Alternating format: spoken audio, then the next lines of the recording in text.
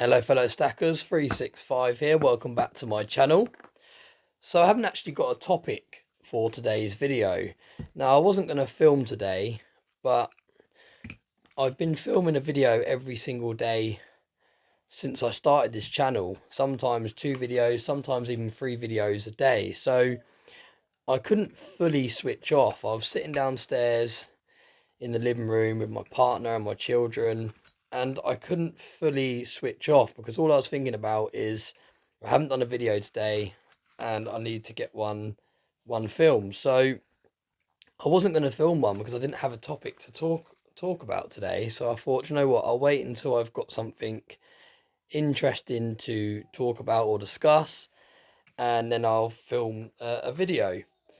So like I said, I haven't got a topic. I've just thought I'll get some silver out and just have a little chat. Now, for those of you that have been watching my channel for a while now, you'll know that we've just hit 1,000 subscribers, and that has taken a lot of perseverance. I have literally been filming, like I just said, a video a day as an absolute minimum, sometimes 2 videos, sometimes 3 videos a day. Now, I've made my setup as easy as possible in terms of minimal time to get everything set up. I literally just have to switch on the light and get some silver out. And the reason I've done that is to make it so that it is easy just to film videos, especially when I suddenly get an idea and I want to just say it out on camera, because I think those are the best videos when you have an idea and you just start talking straight away. The ones where you kind of script the video and you make notes and you go on the video, they always come across a lot more unnatural, and they actually don't do as well in terms of views as well. And obviously that means that you guys don't like them as much when they're kind of too scripted. You prefer me to just get on camera and talk about the topic in hand. So that's why I've made my setup very, very simple and very, very easy to do, because in the past because this isn't my first YouTube channel, this is about my 4th or 5th YouTube channel. Now, this isn't by any means the biggest YouTube channel out of all of them. My main channel has about 10,000 subscribers. So I've done this sort of thing before, and I enjoy making videos. It's kind of a hobby. I enjoy editing the videos. I enjoy filming them. I just enjoy kind of the whole community as well, engaging with people and things like that. And that's why I think it's very important to have a setup that lets you be able to film very, very quickly when you're doing videos on precious metals. Because like I said, if you have to take a time to set up all the camera, set up all the mic, get all the lighting just right, and by the time you've done all that, then you've gone to your lock up and you've got your silver out. And that's why I've explained in previous videos that I have a separate Tupperware of silver that I keep out readily available to get hold of, just to get out on camera. It's a nice selection. You've got some really old silver here, you've got some newer stuff, some old circulated silver. Obviously you've all seen this bar by now. So I've got a nice selection of silver that I can just get hold of quickly and start filming. So I suppose that's a good topic for the video. A bit of advice there: if you're going to start filming precious metal or stacking videos, make it so your setup is as easy as possible to just start filming, because some of the best ideas you have are when you're just doing day-to-day things. I had a shower earlier when I finished work, and I was in the shower and I thought, you know what, I could do a video on how I got to 1,000 subscribers. I thought that'd be quite helpful, especially for the newer channels starting out, and I could kind of share my tips and things like that. And I thought that does need a little bit of time to put together, because I have got quite a lot of useful tips and tricks and things that I use when I publish a video to help it kind of get a bit of momentum that I've obviously learned over the years of having different YouTube channels. So that was a video idea I had when I first finished work. And like I said, that video idea came to me in the shower, and that video needs a bit more time for me to put it together and make it so it's a useful kind of tutorial video. However, if I'd have had a different thought in the shower that I could have just like gone out and filmed straight away, By the time I've set everything up, I would have lost my trail of thought. It wouldn't have been as kind of interesting. So let's make that the theme of today's video.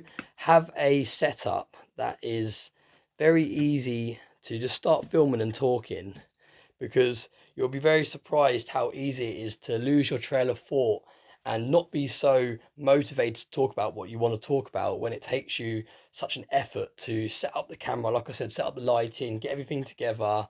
By the time you've done all that, you would have lost your kind of excitement for the topic you wanted to discuss.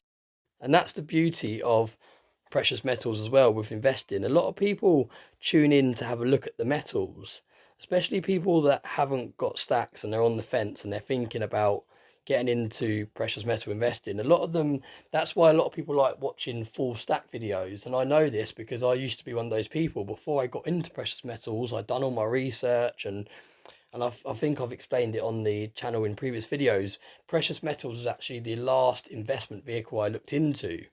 So it was actually property that I got into first, and it's a strange way around really, because usually property is one of the last things you get into on your investing journey, because it obviously takes the most capital to do, and it's the arguably one of the most hardest things to do as well. It's a lot more time consuming. It's not like stocks where you can just download an app and start trading and buying stocks. It's not like precious metals where you can just go online and buy some gold or silver and have it delivered. You have to put a lot more effort into it. So it's a strange way round really. I got into property first, and it was only after I had a couple of buy-to-lets under my belt I started thinking about what happens if the property market starts crashing. I'm not very diversified. I've only got assets in the property market. And that is when I started looking into stocks. That's when I started looking into crypto. And because, like I said, they're one of the easiest investments to get into, because you just download an app and you can just do your research from your phone. You can buy the stocks and everything from your phone. You can buy the crypto from your phone. So I started doing that, and it was only when I got to a kind of a nice sized portfolio with those two that I read the book How to Own the World. Now let me just grab that book from the bookshelf, and I'll show you the books. This is honestly one of the best books I've ever read. Now I won't be able to get it all in the thing, but it's called How to Own the World, and it is by Andrew Craig.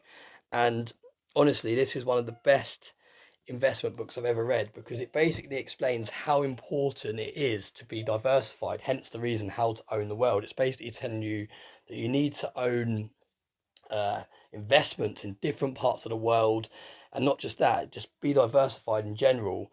Now, it was only when I read that book, this book was actually recommended to me by Justin Wilkins, I think his surname is, and he has got quite a big property YouTube channel, and I spoke to him a few times personally through WhatsApp and things, because he's also from the UK when I was first getting into property, and he recommended this book. And when I first read it, it was absolutely brilliant. It's such an eye opener, and it really does make you think. I need to get myself lots of different investments, lots of diversification, lots of exposure to different markets, so that when one market's going up, you benefit. When one's market's crashing, you're still benefiting, because one of the other assets or investments you hold will be going up. So yeah, it's really, really interesting book. And in this book, it has quite a big section about investing in precious metals. So I started looking into precious metals, then I started buying books on precious metals. And like I said, that was the last investment vehicle I got myself into. So I'm fairly new to investing in precious metals as an investment vehicle, but the actual investing world, I've been investing for about 3 or 4 years now. So obviously still very, very new compared to some of you that will be watching this video. So yeah, it's actually quite an interesting way around that I actually got into precious metals. It was a way of kind of completing, in my eyes, my portfolio of diversification. So I'm really enjoying precious metals, and I think how this kind of started was I was saying that there's not many investments that you can just make videos on so quickly, and they're so interesting. Like I said, a lot of people like tuning into these sort of videos just to look at the precious metals. Now, it wouldn't be so interesting if I was sitting here scrolling through my phone and showing you my stocks and my crypto and things like that. And obviously the properties are very difficult to showcase on a YouTube channel. So I think that's why I really enjoy precious metals, because it's something you can actually enjoy. Just you can just get them out and play around with them and talk about them and showcase them and hold them, and it kind of makes it not just an investment, it makes it become a hobby, and it makes it become fun. Like with stocks, you wouldn't want to really go out there, and obviously this is not financial advice because I'm not a financial advisor, but you kind of wouldn't go out there with stocks and just buy loads of different types of stocks, because it wouldn't make sense to have £30 in this stock and £30 in that stock and £30 in this stock, because even if one of them shoots up, you haven't got enough in there to feel the benefit, if that makes sense. Although you want to be diversified within stocks, this is not even just my opinion. This is a I don't know how exactly Warren Buffett worded it, but he was basically saying don't be over diversified. He doesn't agree in being too diversified. He agrees in being diversified in a few companies that you believe in, and obviously put more money into those. So when obviously one of them does well, or a few of them do well, you actually feel the benefit. Whereas that's completely different with precious metals. You don't have to kind of just stick to one particular coin. So, for example, if this is one different type of stock, this is another type of stock, this is another type of stock, it's completely different to precious metals, because these are kind of, if you look at it like that, all different stocks, but they're all the same thing, if that makes sense. So that's why it's so easy to kind of turn this investment into a collectible hobby, because you can go out there and you can buy American Silver Eagle, a bar, Kookaburra coin, an old Libertad, a Britannia, and although you're getting a different array of investments, so to speak, they all still fall under precious metals and silver. So it's so easy to kind of keep it interesting, keep it exciting, and like I said, it's so easy just to make videos on this stuff because it's just so nice to look at. And some people might even watch my videos and they might not be really into investing.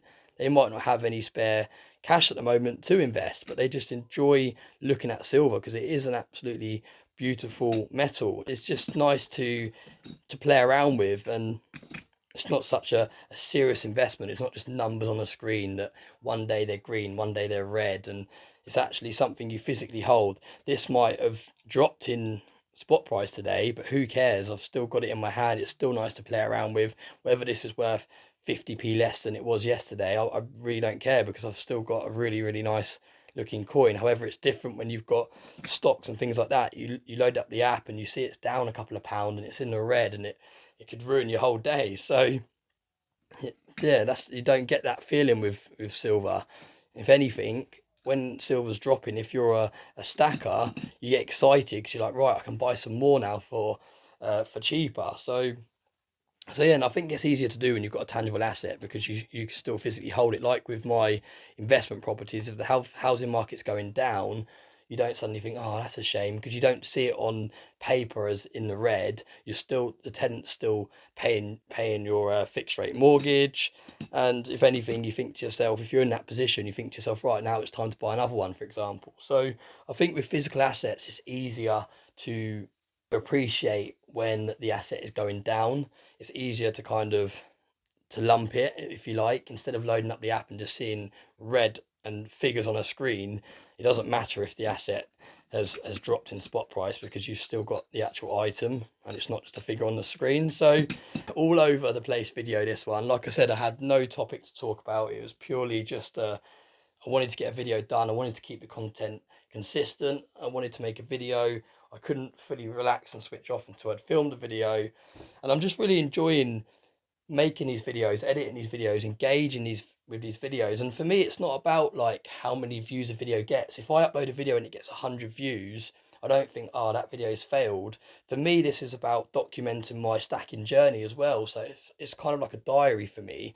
It's nice to be able to look back in, say, a year's time and watch some of my older videos and go, oh, I remember when I bought those American Silver Eagles. Look at that one. I've still got that one, and now it's doubled in price, or whatever it may be. Do you know what I mean? It's kind of like a diary, this YouTube channel as well. So I'm documenting my journey as I go. So obviously it's not all about the views. If I uploaded upload a video, if I upload this video and it gets 50 views, it doesn't really bother me. It's not like I'm hungry for the views. If I get 2 people that enjoy watching it, then brilliant. So if it does really well and I get 500 people watching it, then great too. But really, it's about enjoying yourself and having fun with it. And I think that's why I've managed to grow this channel so quickly, because a lot of you have said how you like the fact I'm just very open and honest. And it's because I don't do like massive thumbnails and titles, gold's going to the moon, or gold's crashing, or silver's crashing, or silver's going to the moon. I just literally film, talk what I'm talking about. If you want to invest in gold and silver, brilliant. Use some of these videos to help you make that decision. If you don't. I'm not here to push any agenda. So yeah, so I hope you found this video interesting, a bit of a ramble. I'm out of breath because I haven't. This is a one take video. I think I've only messed up twice. So I'll only briefly edit this down and get it up. As always, thanks very much for watching my videos. I hope you enjoyed seeing some of this silver I put on display. I've actually got another Kookaburra on the way. I think it's 2016. I got these 2 coins and made a video the other day, and someone, well, not just someone, it was originally one person. I think now there's 3 comments that said that 2016 was their favourite year. And that was because the bird is, the Kookaburra is also sitting on barbed wire, and it's kind of in like a field, so it's where it belongs kind of thing, like in the countryside. So, yeah, I had a look at the design. I really like it. So I've actually ordered it. So he'll have another unboxing video on the way soon.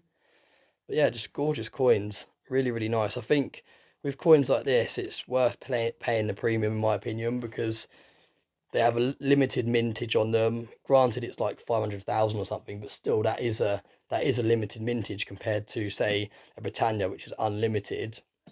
And it's just nice that they have a different design every single year. They're very collectible. I don't want to say I'm going to get every single year, because I don't want to start another collection until I finish the 2 that I have going already.